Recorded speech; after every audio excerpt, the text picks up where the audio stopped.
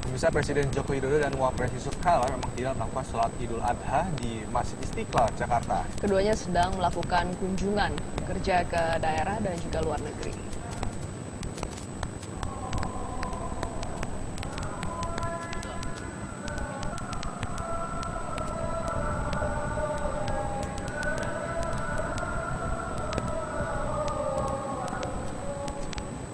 Puluhan ribu umat Islam memenuhi Masjid Istiqlal untuk melakukan sholat Idul Adha 1437 Hijriah.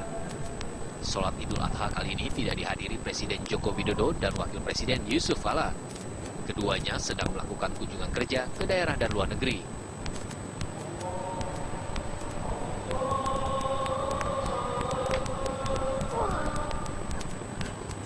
Ketua Komisi Dakwah Majelis Ulama Indonesia, Kiai Haji Khalil Nafis, bertindak sebagai khotib dan Wakil Imam Besar Masjid Istiqlal, Sarifuddin Muhammad, sebagai imam.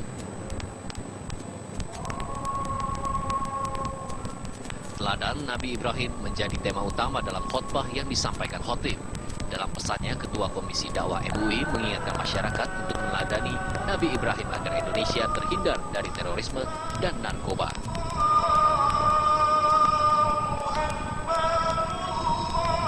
Dari Jakarta, tim TV One mengabarkan.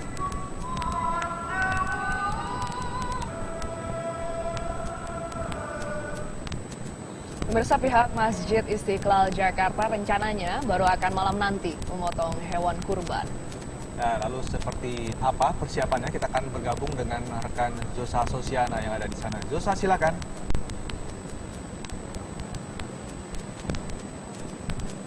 Ya pemirsa, saat ini saya berada di antara puluhan sapi yang nanti akan dijadikan hewan kurban, dan proses pemotongan nanti akan dilakukan di sini juga, tepatnya ada di belakang saya, ada di sebelah kiri saya, sebelah sana.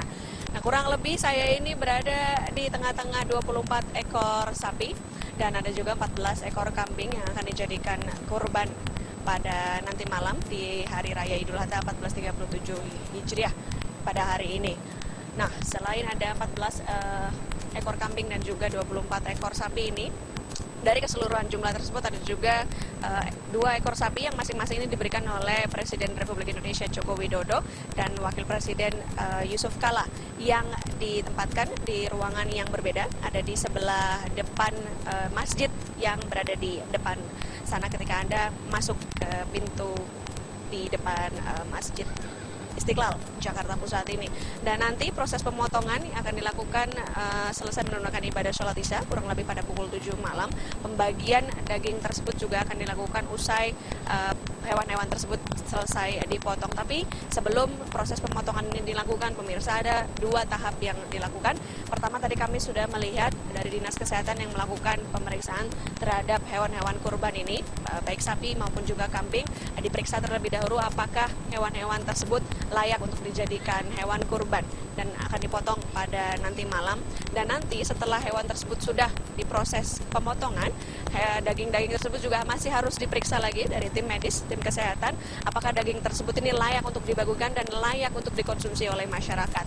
Nah, usai pemotongan daging tersebut juga daging akan langsung dibagikan, tergantung dengan bagaimana dan kapan selesainya waktu ini. Jika selesai pada malam hari ini juga, maka daging akan disebarkan di seluruh rayon yang berada di dekat Masjid Istiqlal ini, akan dibagikan, tapi tidak dengan cara memberikan kupon kepada warga di sekitaran Masjid Istiqlal, melainkan dibagikan menurut rayonnya masing-masing. Ada nanti yang mengantarkan ke rumah mereka masing-masing. Jadi tidak ada nanti di sini yang mengantri ataupun menggunakan kupon untuk mengambil daging kurban di Masjid Istiqlal. Dan nanti setelah daging-daging itu diperiksa lalu dibagikan, karena tidak ada kupon itu tadi, salah satunya adalah untuk menjaga agar tidak terjadi kericuhan ataupun antrian atau juga kemacetan di sekitar Masjid Istiqlal ini. Nah, sementara ini tidak ada kegiatan apa-apa selain masih pemeriksaan terhadap hewan-hewan, apakah hewan tersebut sehat dan juga layak untuk dikurbankan pada nanti malam. Kami masih belum melihat ada kegiatan apa-apa lagi selain juga dari tim hewan kurban yang berada di Masjid Istiqlal ini memastikan bagaimana keadaan dari sapi dan juga keadaan dari kambing yang ada di sini. Mereka memberikan makanan dan juga minuman dan juga pastinya tempat berteduh yang layak untuk mereka. Dan karena proses pemotongannya juga masih cukup lama selesai sholat Isya nanti, maka tim di sini masih belum melihat adanya pergerakan-pergerakan atau persiapan-persiapan lain yang dilakukan dari tim di Masjid Istiqlal ini. Mungkin sementara itu yang bisa kami sampaikan dari Masjid Istiqlal Jakarta. Kembali ke Anda di studio. Baik, terima kasih Zosa Sosiana, teleponnya langsung dari Masjid Istiqlal Jakarta. Kita ke kabar selanjutnya pemirsa, jutaan umat muslim menggelar sholat Idul Adha di berbagai wilayah di tanah air. Ya, di Solo, sholat Id Adha digelar di halaman Keraton Kasunanan Surakarta.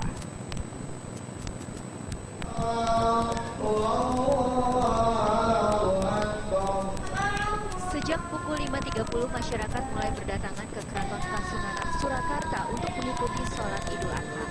Tidak hanya datang dari sekitar keraton, masyarakat juga datang mengikuti sholat Id berjamaah dari luar Keraton Solo. Jalannya sholat Idul Adha sendiri lancar. Membludaknya masyarakat yang mengikuti sholat Id membuat jemaah memenuhi halaman hingga ke depan dalam sasana mulia. Di kawasan Gubung Pasir Parangtritis, Bantul, Yogyakarta, ribuan umat Islam berdatangan untuk melaksanakan sholat Idul Adha. Hujan lebat sempat turun di lokasi ini. Akibatnya ribuan umat Islam pun sempat berlarian meninggalkan Gubung Pasir untuk mencari tempat berteduh. Beruntung hujan deras hanya berlangsung sekitar 10 menit, sehingga panitia akhirnya bisa memulai sholat Id. Usai sholat Id, sebagian umat Islam dari luar daerah menyempatkan diri untuk berwisata di Gubung Pasir.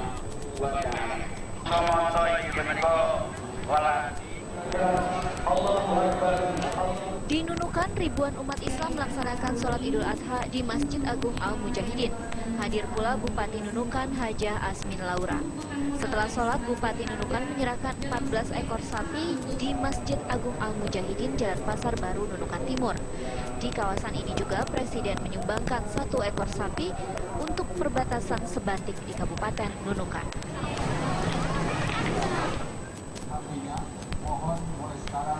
Sementara di Manokwari, Papua Barat, jutaan umat muslim mendiami wilayah Papua Barat juga melaksanakan sholat Id di lapangan Borasi. Bertindak sebagai khatib dalam Idul Adha di Manokwari, mantan staf ahli presiden di era Presiden Susilo Bambang Yudhoyono, serta seorang mualaf haji Dr. Felix Wanggai. Di Manokwari, hewan kurban yang akan disembelih sebanyak 154 ekor sapi dan 2 ekor kambing yang tersebar di sejumlah masjid di Manokwari. Tim TV One mengabarkan. Pemirsa, pembagian kupon daging kurban berlangsung ricuh. Banyak warga terjepit dan berjatuhan, kabarnya sesaat lagi.